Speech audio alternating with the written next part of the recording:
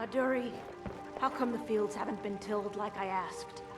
Because it's boring. The fields are going to do fine. You don't have to dote over them so much. Boring. That food is paying for everything.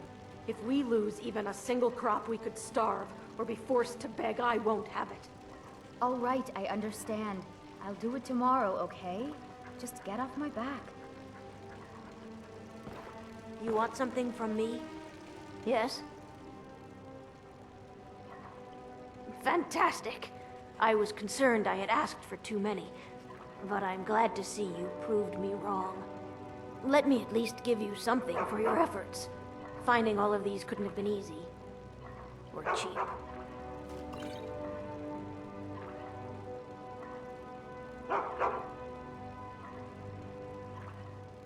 Come visit again sometime.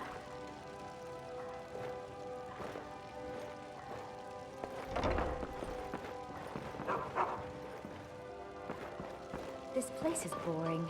Nothing but the same thing every day. Ugh.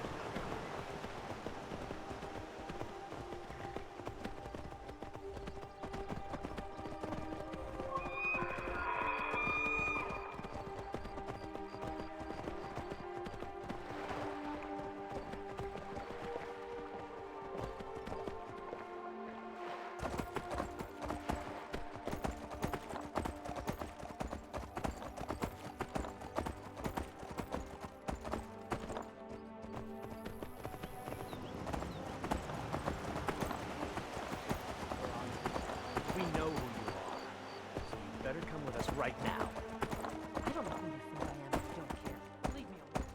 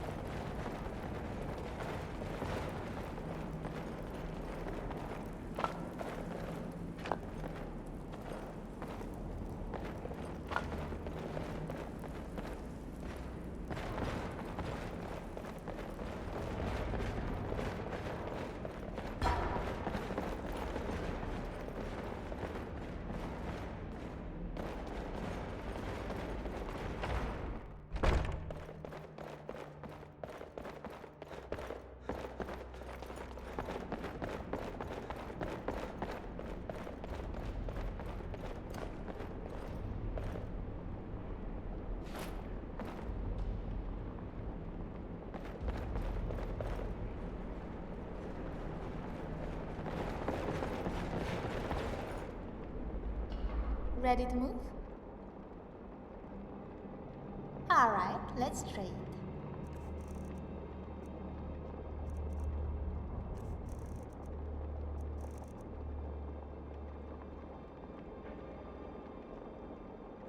Alright.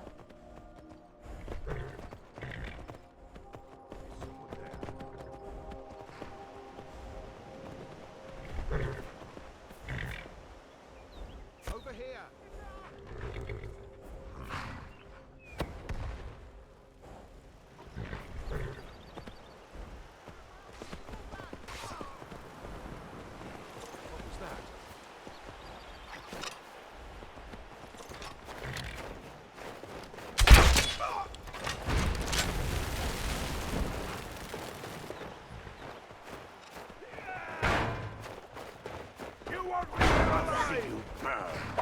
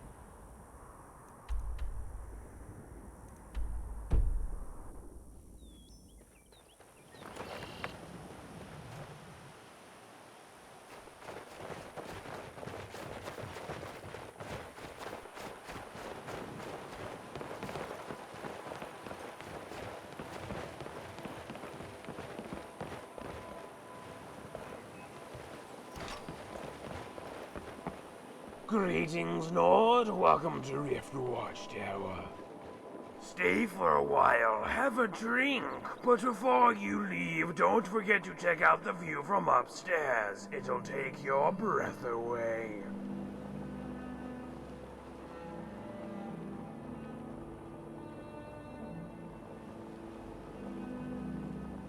Why, at no other place can you get a clear view of the Falled Forest, the northern sky, and the chain of mountains that form the spine of the world. It would be a shame for a fine Nord such as yourself to come all this way and not take in such a marvelous view of their ancestral homeland. If you please, the stairs are right over there. I swear the views are so mesmerizing you may never want to come back.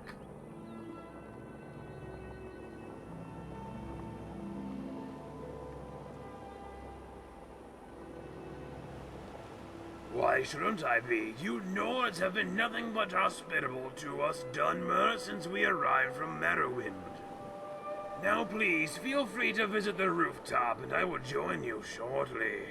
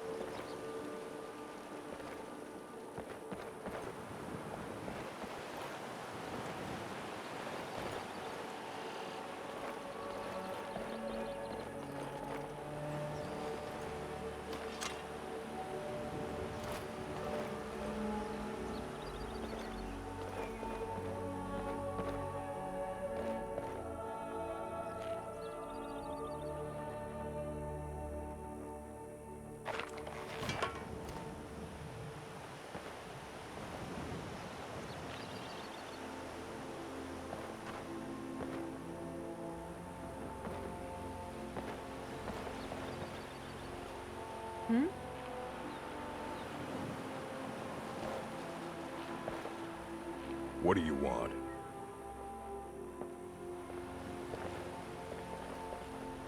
Hi there.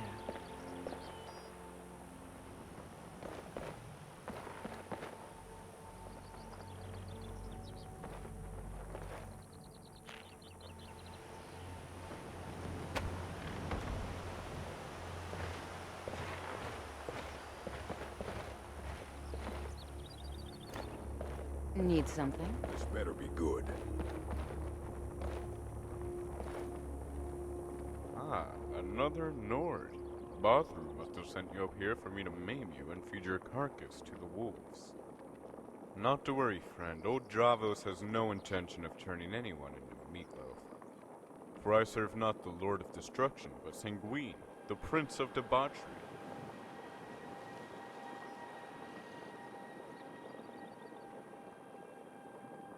Why slaughtering Nords? At least that's what he thinks he's doing. It fills him with an emotion that I can only describe as glee because, well, that smile of his, it leaves me at a loss for words. And while he's full of glee now, imagine if he knew this was all a charade. Why, I dare say he'd be rather unfulfilled.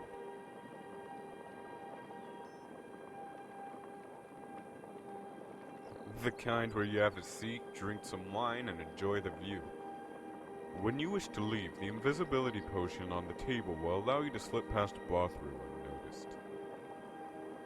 Or, you may seek to confront him and convince him of his folly, although I would advise against it, as he is not the most pleasant person to talk to.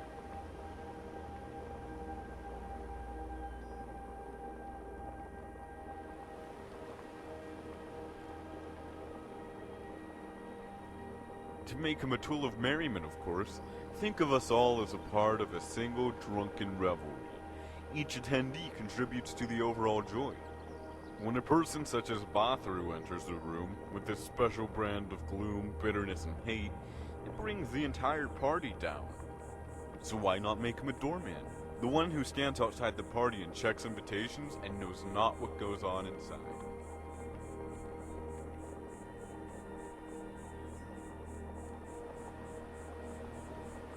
Up here is the roof where happiness was invented, where plates dance with spoons, where the shine met the sun and the light met the stars.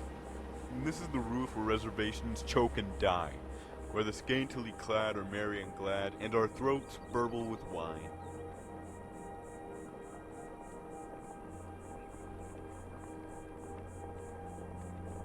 Well, not literally, of course, but there was another time and another place very much like this, when mortals first discovered happiness.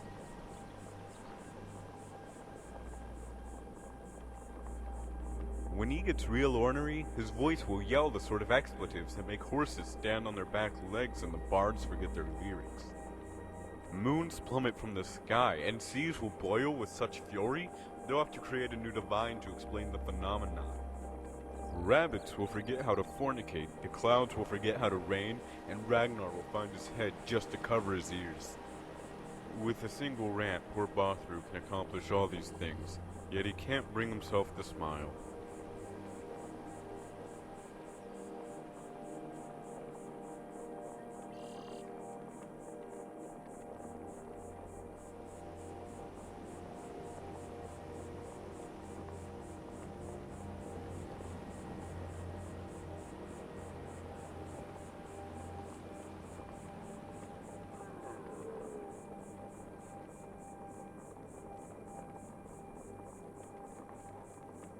Some sort of party? Are you trying to make me angry? Are there not spirits to drink? Ladies to dance with? Orcs? If this isn't a party, I'd like to attend the parties you go to, and bow to the person who throws them.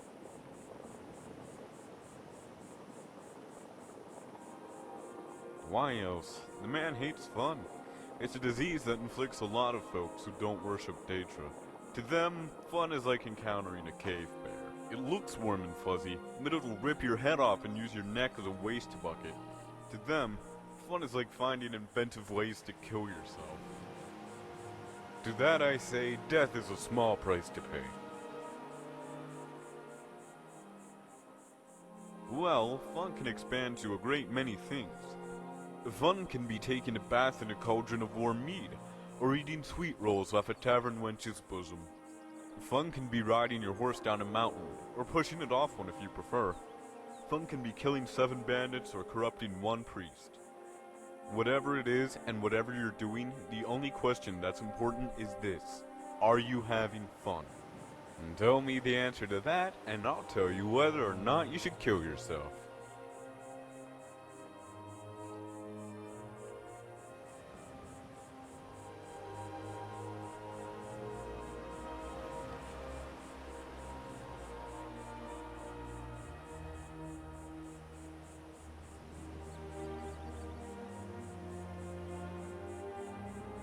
That we are, that we are. I'm surprised everyone still has their clothes on, but it's early yet.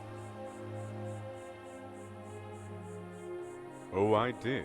I was once a member of the Kinvil caste, roaming the Deadlands in search of things to destroy.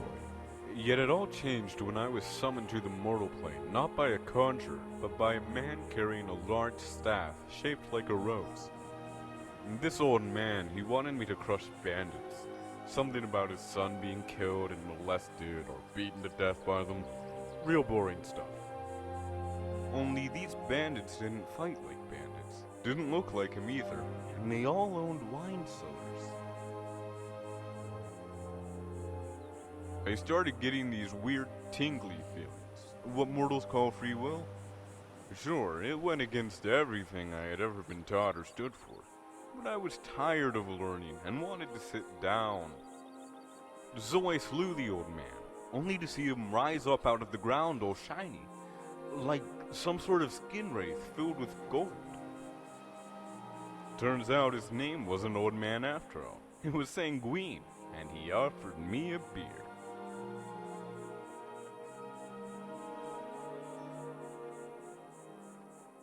Exactly. Sanguine wanted me to betray him so I could betray myself. It's all rather simple if you don't think about it.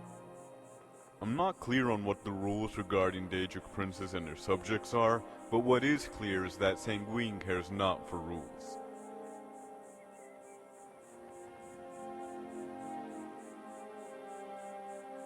I live how I want, which is what he demands. To make love, not war. Only making love isn't as easy as, say, baking a pie.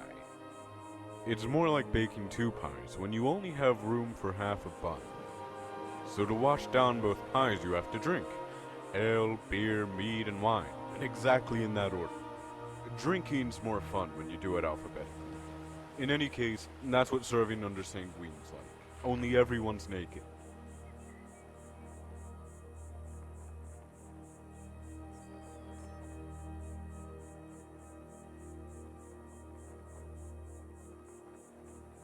And that's the beer not talking. You need to drink more of it. Give it a voice to replace the one in your head. Then what I say will either make sense or you'll be too drunk to care. Either way, we'll both be good and merry.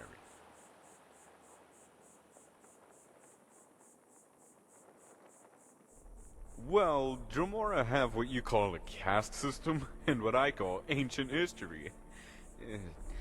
But if you're curious, there's different levels of rank based on strength. At the bottom, you have your churls and caitiffs. At the top, your Marcanaz and Vulcanaz. In the middle are Kinvul, Kinreeve, and Kinmarcher. Now as far as mortals are concerned, the bottom tier are the ones most commonly summoned, because they're the easiest to buy. The top ones are the strongest, so they curry the most favor with Lord Dagon. But as you can clearly see, those of us in the middle are the handsomest of the three.